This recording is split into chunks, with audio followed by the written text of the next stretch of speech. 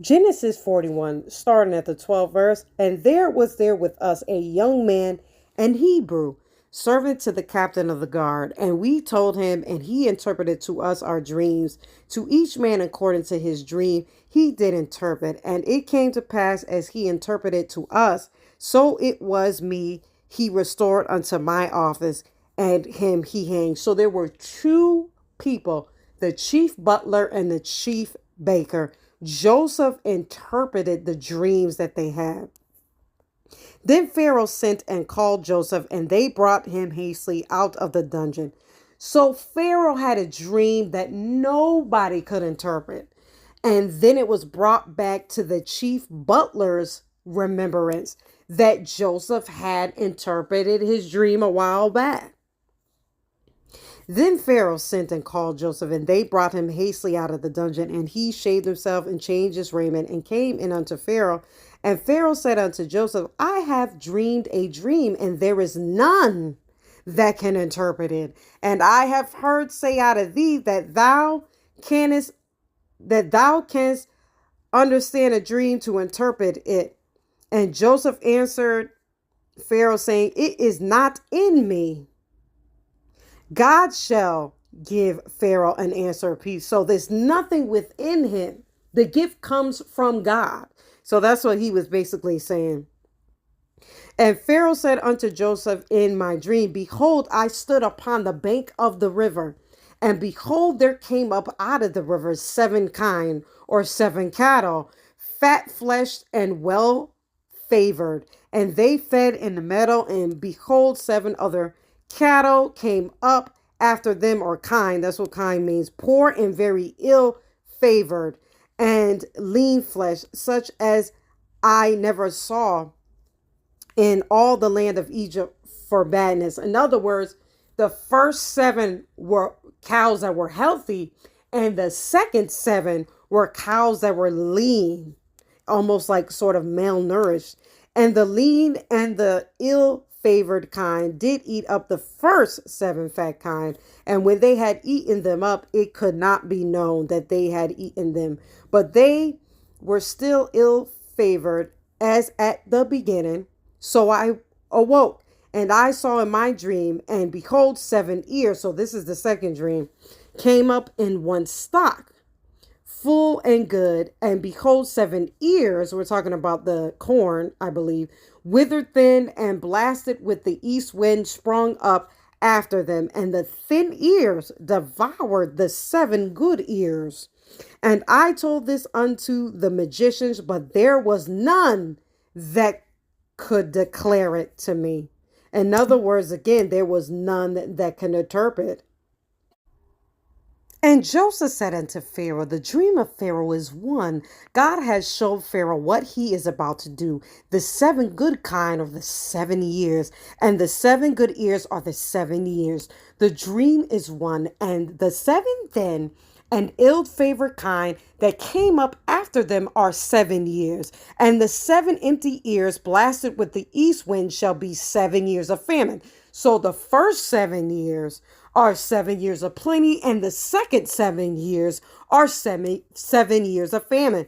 This is the thing which I have spoken unto Pharaoh. What God is about to do, he showed unto Pharaoh. Behold, there come 7 years of great plenty throughout all the land of Egypt, and there shall arise after them 7 years of famine, 7 years of famine, and all the plenty shall be forgotten in the land of Egypt, and the famine shall consume the land, and the plenty shall not be known in the land by reason of that famine following. For it shall be very grievous. In other words, the 7 years of famine will be so bad that people will forget about the 7 years of plenty. And for that, the dream was doubled unto the Pharaoh twice. It is because the thing is established by God, and God will shortly bring it to pass. Now, therefore, let Pharaoh look out a man discreet and wise, and set him over the land of Egypt. Let Pharaoh do this, and let him appoint officers over the land, and take up the 5th part of the land of Egypt and 7 plenteous years, and let them gather all the food of those good years that come, and lay upon corn under the hand of Pharaoh, and let them keep food in the cities, and that food shall be for store to the land against the 7 years of famine, which shall be in the land of Egypt, that the land perish not through the famine. In other words, the first 7 years of plenty, store up during those 7 years of plenty so you can have for the 7 years of famine. And the thing was good in the eyes of the Pharaoh. And the thing was good in the eyes of Pharaoh and in the eyes of all his servants. And Pharaoh said unto his servants, can we find such a one as this? Is a man in whom the Spirit of God is. And Pharaoh said unto Joesph, for as much as God has showed thee all this, there is none so discreet and wise as thou art. Thou shalt be over my house, and according unto thy word shall all my people be ruled. Only in the throne will I be greater than thou. And Pharaoh said unto Joseph, see, I have set thee over all the land of Egypt. And Pharaoh took off his ring and from his hand and put it upon Joseph's hand, and arrayed him in vestures of fine linen, and put a gold chain about his neck, and he made him to ride in the second chariot which he had. And they cried before him, bow the knee, and he made him ruler over all the land of Egypt. And Pharaoh said unto Joseph, I am Pharaoh, and without thee shall no man lift up his hand or foot in the land of Egypt. And Pharaoh called Joseph's name Zebaniah Paneath, and he gave him to wife Aseneth, the daughter of Potiphar, priest of On. And Joesph went out over all the land of Egypt. And Joesph was 30 years old when he stood before Pharaoh, king of Egypt. And Joesph went out from the presence of Pharaoh and went throughout all the land of Egypt. Okay, as we move forward talking about Joesph, I want you to keep this in mind throughout the whole entire video. So, because Joesph had interpreted Pharaoh's dream, all right, he was put in command of all of the land of Egypt. And his only boss was the Pharaoh. So he was second to the Pharaoh, but he was put in command over all the land of Egypt. Here we are, Genesis chapter 42. We're going to start at the first verse. Also pay attention. Now when Jacob saw that there was corn in Egypt, Jacob said unto his sons, why do ye look one upon another? And he said, behold, I have heard that there is corn in Egypt. Get you down thither and buy for us from thence, that we may live and not die. And Joseph's 10 brethren went down to buy corn in Egypt. But Benjamin, Joseph's brother, Jacob, sent not with his brethren, for he said, lest peradventure mischief befall him.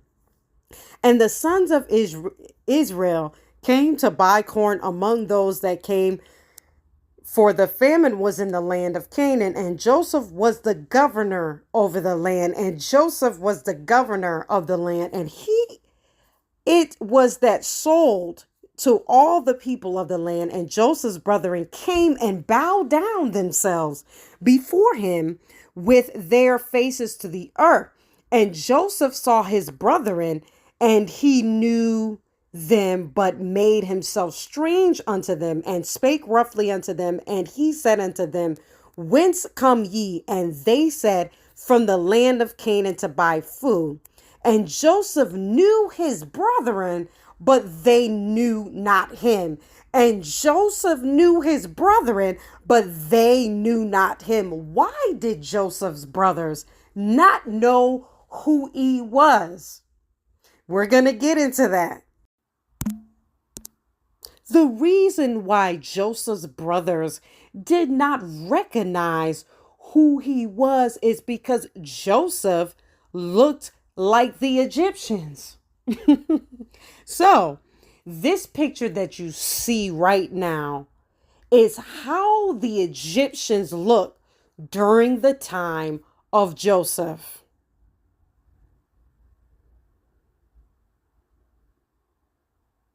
Okay. All right, so look at the screen. This was an ancient coin that was found depicting Joesph.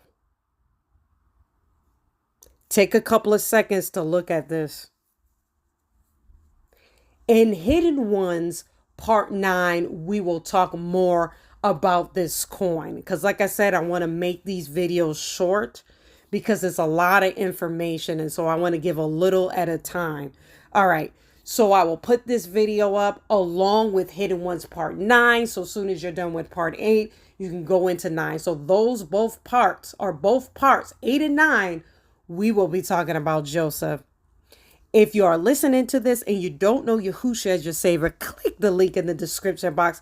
I tell you how to get saved. Have a good day.